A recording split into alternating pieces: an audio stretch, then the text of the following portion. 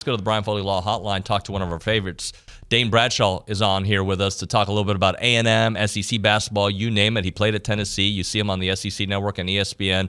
And he had the call the other night, A&M, Missouri. Dane, how you doing, buddy? I'm great. Good to be back on with you guys. How are you? Doing well, man. Thanks so much. So, watching A&M against Missouri, I keep saying it like this, and tell me if I'm on the right track. I'm not going to read too much into beating a Missouri team that hasn't played very well this season. But the way A&M played, to me, is what's been encouraging the last couple games, even before the Florida game. I totally agree. Look, they've been battle tested. They've had some things go against them. They've the old adage that they've faced adversity. They've gone through kind of a lot this year, and I actually picked them to win the league early on. And it doesn't look like that's going to happen, but it was because of the backcourt play and the identity they have as a team, their defensive tactics.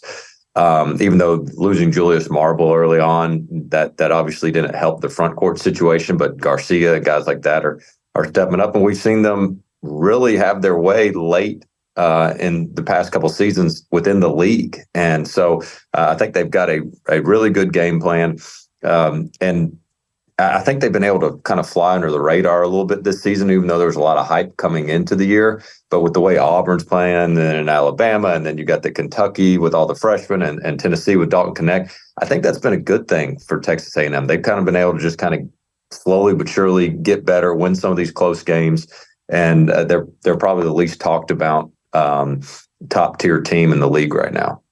To me, they've had so many issues getting consistency in the lineup, and you mentioned the Marble situation. Boots Radford playing a little bit more like we are used to seeing him play, I think has made all the difference in the world for them offensively. And in turn, I think the defense has stepped up because the offense is providing more spark. Yeah, 100%. And Radford being more consistent, finishing at the rim and getting those percentages up a little bit, because as good as they are at getting the free throw line, the offensive rebound, it can't just be that. And so I think that's where a lot of teams were kind of hesitant to buy in on Texas A&M, was you're like, man, this is just so non-aesthetically pleasing watching two guards. I know it's more complicated than this, but it looked kind of like a your turn, my turn type offense. And it wasn't looking very well. And yet now they're starting to get in a rhythm, get that confidence going. And I tell you, just being around them a couple times, this is an excited locker room, an excited team. You see chemistry there on and off the court. You see the personalities, and I think they're an extremely close team, and that should bode well for them as the season goes on. Dane, I think Boots' resurgence has also had an effect on Wade Taylor, and I mean it multiple ways. It allows for some of the pressure to be off of Wade, and also he's getting some more looks now. Yeah, he is, and he doesn't have to carry the team, but they're always in the attack mindset. And gosh, if I'm Wade Taylor, I'm loving playing for Buzz Williams, because he's going to let me play through mistakes. I'm going to take some shots that maybe are questionable, but the good news is my teammates are going to get the rebound anyway, and I'm not going to get taken out of the game. And so, but when you're a 6-foot guard that's had to sort of overachieve, if you will, throughout your career and been overlooked, you got to have that confidence and that swagger. And I think the way they complement one another in the backcourt, to where we saw multiple times against Missouri, even though they're not the best example, but when you have to close out and you have so much attention on Taylor, and then they get a little bit of penetration and then kick it out to Radford, now he's a whole different type of guard going downhill. It just makes it challenging for a defense to lock down, stay in front of those guys, and when you're having to defend those guys multiple times within the same possession. But I think this Tennessee one, I'm sure you'll get to, I'm really anxious to see this game. I think if I had to predict a team going deeper in March, it'd be Tennessee. If I had to predict a team, to win the SEC title, it'd certainly be Tennessee. But I really like the way Texas A&M can ugly the game up, and we've seen Tennessee have some of these scoring droughts, and so that's really piquing my interest to see if Texas A&M can't surprise some folks and win this one on their home court. Well, I agree with you, everything you said about Tennessee there. What makes them so good? And then I'll follow that up with what makes them maybe a little vulnerable. Yeah, their defense is as good as it's ever been, and that's what everybody always has known about Rick Barnes' team is their defense is going to be there. They're going to be tough, tenacious, but is their offense going to put so much pressure on their defense to win games? And that's where last couple of years their offense has been so Jekyll and Hyde. They've just been hard to trust. They've had a couple slip ups here and there this year, but it's not nearly like when you say Jekyll and Hyde about Tennessee's offense this year, you're really just pulling something out of the past couple of years because you've got some PTSD there. The truth is this year they've been far more consistent because of Dalton Connect being able to get them and save them in those scoring droughts. And then here recently, sparked by that win at Rupp Arena, they didn't have to wait on Dalton Connect to score 30 and be Superman. They had balanced attack, and that's what people loved about this team going in was the veterans that they had with Vescovy, James, and of course a healthy point guard Ziegler, who came off an ACL injury last year, who's going to just be a complete pest against Texas A&M. So I read this, and I haven't seen it myself, but if there's an area of their defense that might struggle is giving up three-point shots. A&M is not a very good three-point shooting team, but it could come down to A&M maybe not shooting as many as they've shot in the past and making maybe one or two more. Yeah, and Texas A&M's strategy of those offensive rebounds, of course, and getting to the free throw line. I do think Tennessee has gotten better at defending without fouling, even though they're extremely physical. And they've got some big bodies down low that I don't think that A&M's going to have as much luck of just kind of punking them down low on the offensive glass. Now, they might turn around and put up 20 offensive boards and 30 second chance points. I don't know. But with that in mind, given the physicality of Tennessee, the fact that they've got some guys that aren't SEC headline type players, Jonas Adu down low, Tobe Awaka, guys that maybe your fan base hadn't even really heard of or paid attention to. But those are difference makers on the glass for Tennessee. And so Texas A&M is going to have to shoot a more efficient clip from three, as you mentioned, and not just rely on those second chance opportunities. So not that I expect you to know A&M's schedule on the top of your head, but they do play Tennessee a couple times. They do have Alabama coming ahead. The SEC in general is a grind. We know that. They don't get Missouri anymore the rest of the way. So how important is this next little stretch that does include Alabama, does include Tennessee twice? Like it's a big one. Yeah, I'll pull it up here. Yeah, you've got away Alabama, away Tennessee, away Ole Miss, which is becoming one of the tougher places to play right now. So yeah, all the more important reason to defend your home court, which I think they've got a really good opportunity to do here against Tennessee. And I would expect this one to be, coming down the last couple minutes. And I think probably in the 70s, probably a little bit better for them. But either way, I think you're going to see talent all over the court, energy, effort. Might be ugly. And if it's a 70-plus free throw game, I think that's in favor of Texas A&M.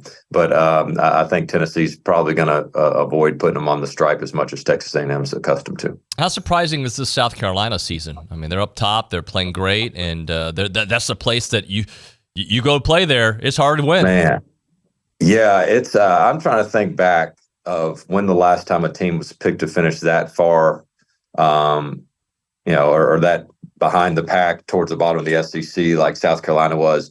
Because when I look back at Tennessee, for example, Grant Williams, Admiral Schofield, when they first came on the scene, they were picked to finish 13th, I believe, in the league. And I know that was a slight to them, but they weren't picked to finish 13th because nobody thought they were any good. It was just the league was so deep. You're like, all right, well, where do we put these guys? And so it was a surprise for them to finish at the top of the league that year. A little bit, but you weren't surprised that they were competitive. With South Carolina, I don't think anybody thought if they could finish top 10, you would have tipped your cap and said, man, what a job by Lamont Paris. To be in the position they are now, to possibly win an SEC title, and the way they're doing it, you can just see their identity, their coaching, their execution, all those things on the court, because I don't see an NBA player out there for South Carolina. And yet here they are coming together to take down NBA talent. Night in, night out. And it's just, I can't say enough about those guys and the way they bought in defensively. They're extremely patient on offense. And Lamont Paris there's plenty of reasons that he's up for National Coach of the Year. 8 or 9 teams from the SEC you think make the tournament? I'll lean towards 9. Okay. There's a lot of bubble teams there, but as I'm sure you guys have discussed too, there's not as many landmines. Like you look in the ACC, they got some bubble teams too, But boy, is that schedule filtered with landmines because of how low their net is in the non-conference lack of performance that the ACC had. So the SEC scheduling in the non-conference has allowed for these multiple opportunities to where even if you lose 3 in a row in the SEC, you're losing them all to quality, quad 1, quad 2 type games for the most part. Talking to Dane Bradshaw here on TexAgs Radio. Iron Bowl, if you will, for the basketball side of things, really kind of reshaped the way we look at the standings there. Talk a little bit about Auburn, the way they've kind of backed seized control again with Tennessee right behind. Yeah, and Alabama was playing some of their best defense of the season. That had been their kryptonite. Was they were explosive on offense, but they just didn't have the defense to play that complementary basketball, and they were starting to really click. And yet Auburn is able to get to the free throw line a ton. They play obviously extremely well at Neville Arena and put up 99 points on an Alabama team that was starting to find their identity defensively. That's now waking up saying, "Man, we got to get back to the drawing board some." So, just a great rivalry there. It's what makes the SEC and college sports even better. And I think right now, neutral site. It's you got Auburn, Alabama, Kentucky, Tennessee, South Carolina. I mean, the SEC tournament is going to be phenomenal, and Texas A&M has got to be in that mix. Every time somebody asks me, all right, who are the teams nobody's talking about enough that could possibly win the SEC tournament? A&M and Florida are the 2 teams. I'm like, hey, they're not at the top tier right now because of some of the close losses they've had. But man, the margin and the gap is not that wide between Florida and A&M, as you guys obviously had a very close game there to see, and what everybody else is referring to as the top tier. Dane, last thing for you. Rick Pitino says there needs to be a salary cap in college basketball, maybe in all of college sports. What do you think about that? I haven't been able to dive deep into it enough. I know the SEC just got $51 million, or each school in the SEC just got a $51 million distribution. So there's money out there, and trying to figure out the best way to approach it is certainly above my pay grade. But look, I think I'm happy for the athletes. I'm happy for the opportunities they're getting. I do wish there were some guardrails. I don't like seeing 4 schools in 4 years. And every time there's an objection, it's it's best for the athlete, this and that. You're holding them back. Well, look, I mean, the NBA right now doesn't allow guys to go straight from high school to the NBA. Like, that's millions of dollars being restricted from some of these athletes that could have done it. And you can't tell me, well, go make money in college. That's a fraction of what they could get drafted for. So sometimes rules are in place just because there are rules. And I'm not saying that there should be burdensome to the athlete, but I just wish there were opportunities there to, while I want athletes to have the chance to go places, make money, and if the environment's not right.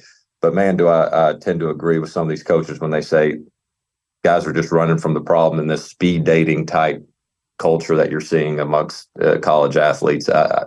When you go back, what are you an alum of? Like, where are your connections at? And that's something I really value when I get a chance to go back to Tennessee, that I want others to have the same privilege. Dane, great stuff, man. Thanks so much for making time. Awesome. Thank you. Take care.